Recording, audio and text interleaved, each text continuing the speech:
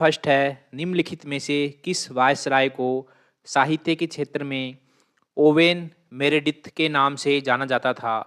तो साहित्य के क्षेत्र में ओवेन मेरेडिथ के नाम से जाना जाता था लॉर्ड लिटन को।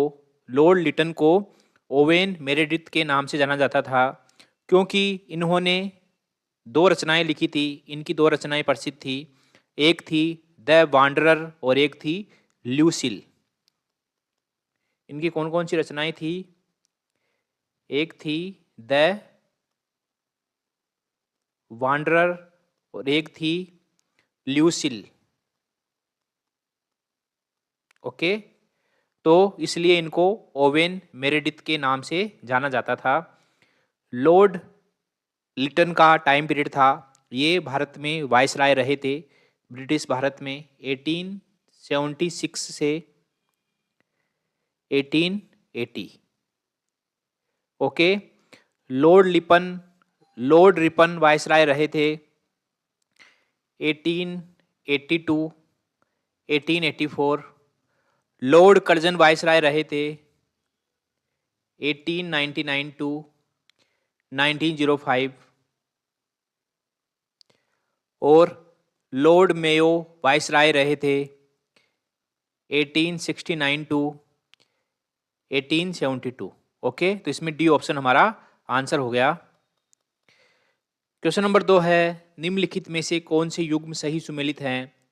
एक तरफ है अधिनियम निकाय और एक तरफ है उनसे संबंधित वर्ष। तो कलकत्ता निगम अधिनियम तो ये पारित हुआ था 1899 में। इसमें दे रखा है 1902 जो कि गलत है। पूसा कृषि महाविद्यालय तो ये इसकी स्थापना हुई थी 1905 में, एकदम सही दे रखा है। और भारतीय टेलीग्राफ अधिनियम तो ये पारित हुआ था 1885 में। 1885 उसमें दे रखा है 1899 जो कि गलत है। इसलिए इसमें केवल दूसरा सही है, पहला और तीसरा गलत है।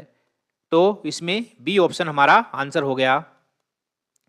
क्वेश्चन नंबर 3 है, भारतीय राष्ट्रीय कांग्रेस द्वारा स्वराज का प्रस्ताव निम्नलिखित में से किस अधिवेशन में पारित किया गया था? तो भारतीय राष्ट्रीय कांग्रेस के द्वारा स्वराज का प्रस्ताव पारित किया गया था कलकत्ता अधिवेशन 1906 में। और इस अधिवेशन में अध्यक्ष थे दादा भाई नौरोजी।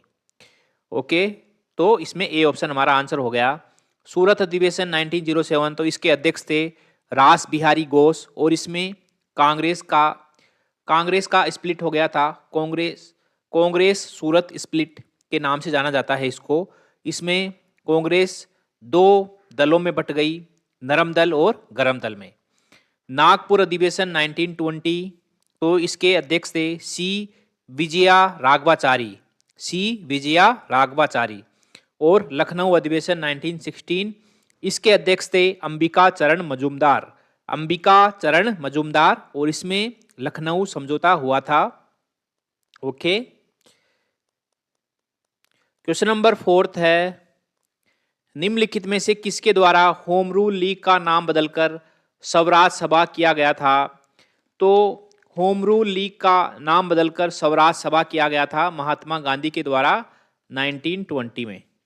ओके, तो ये बात हो गई। होम रूल लीग की स्थापना किसने की थी? तो ये की थी एनी बेसेंट ने।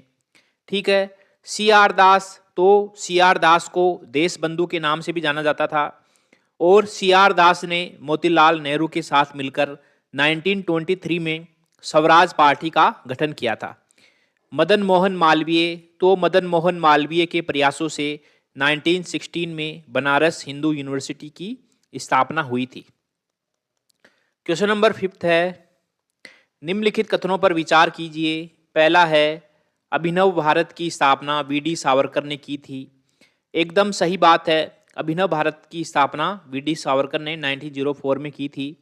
और इसमें उनकी जो पुरानी संस्था है मित्र मेला, उसका इसमें मर्ज कर दिया गया था। ओके, तो पहला सही है। दूसरा है, सतीश चंद्र बसु ने अनुशीलन समिति की स्थापना की थी। एकदम सही बात है। सतीश चंद्र बसु और इनके साथी थे परमथनाथ मित्र, अरविंदो घोष और सरला देवी। इन्होंने मिलकर अनुशीलन समिति की स्थापना की थी 1902 में। तो दोनों स्टेटमेंट इसके सही हो गए। सी ऑप्शन हमारा आंसर हो गया। क्वेश्चन नंबर 6 है 1909 ईस्वी में अंग्रेज अधिकारियों से मुलाकात करने लंदन जाने के दौरान गांधी जी ने निम्नलिखित में से कौन सी पुस्तक लिखी? तो ये पुस्तक लिखी हिंद स्वराज। हिंद स्वराज पुस्तक लिखी 1909 में। ओके, 1909 में हिंद स्वराज नामक पुस्तक लिखी और ये पुस्तक मूलतः गुजराती भाषा में थी। ठीक है, इस पुस्तक में पश्चिमी मूल्यों का मजाक उड़ाया गया था गांधी जी के द्वारा और ये कहा गया था कि भारतीयों को जीवन के सभी क्षेत्रों में आत्मनिर्भर बनना चाहिए। ठीक है, सत्य के साथ प्रयोग, तो ये गांधी जी की ऑटोबायोग्राफी है। यंग इंडिया एक वीकली जर्नल था और ठीक है, तो इसमें ए ऑप्शन सही हो गया। क्वेश्चन नंबर 7 है प्रथम विश्व युद्ध के दौरान भारतीयों से ब्रिटिश सेना में शामिल होने एवं उन्हें सहयोग करने की अपील के कारण किसे केसर ए हिंद की उपाधि दी गई थी? तो ऐसा करने पर महात्मा गांधी को जो है केसर ए हिंद की उपाधि दी गई थी। महात्मा गांधी ने प्रथम विश्व युद्ध में ब्रिटिश सरकार का सहयोग करने का फैसला लिया और भारतीयों को भी जो है ऐसा करने को कहा कि जो है भारतीयों को भी प्रथम विश्व युद्ध में ब्रिटिश सरकार का सहयोग करने की अपील की गांधी जी ने और ब्रिटिश सेना में शामिल होने की अपील की। ठीक है, और इसी वजह से उनको केसर ए हिंद की उपाधि से नवाजा गया। ये बात जो है महात्मा गांधी के लिए है। क्वेश्चन नंबर 8 है किन राष्ट्रवादी नेताओं की गिरफ्तारी का शांतिपूर्ण विरोध प्रदर्शन करने के लिए भारतीय लोग जलियांवाला बाग में एकत्रित हुए थे? तो हमको पता है कि भारत में गांधी जी के नेतृत्व में रोलेट एक्ट आंदोलन चल रहा था और उसका वो आंदोलन सबसे ज़्यादा उग्र था पंजाब में। तो पंजाब में ये किसके नेतृत्व में था? ये डॉक्टर सैफुद्दीन किचलू और डॉक्टर सत्यपाल के नेतृत्व में ये आंदोलन चल रहा था।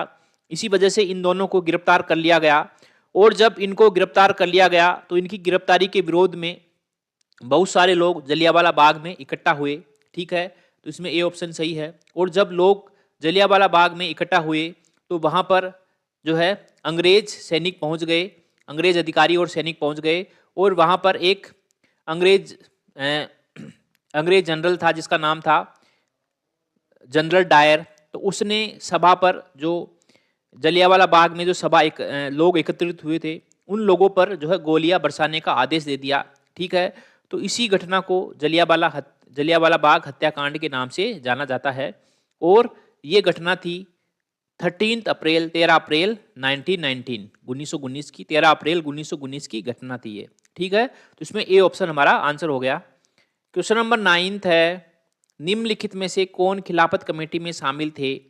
तो खिलाफत कमेटी का गठन किया गया था 1919 में और इसके सदस्य थे मोहम्मद अली एवं शौकत अली, मौलाना आज़ाद, हकीम अजमल खान और हसरत मोहानी। तो इसमें डी ऑप्शन हमारा आंसर हो गया। जो खिलाफत कमेटी है इसका उद्देश्य था कि जो तुर्की के प्रति ब्रिटेन का रवैया था उसमें बदलाव लाने के लिए जो है ब्रिटेन पर दबाव डालना, ये खिलाफत कमेटी का उद्देश्य था। क्वेश्चन नंबर 10 है यंग इंडिया नामक समाचार पत्र का प्रकाशन निम्नलिखित में से किसके द्वारा किया गया था? तो ये किया गया था महात्मा गांधी के द्वारा। ये प्रकाशन किया गया था महात्मा गांधी के द्वारा। ओके, ठीक है, तो इसी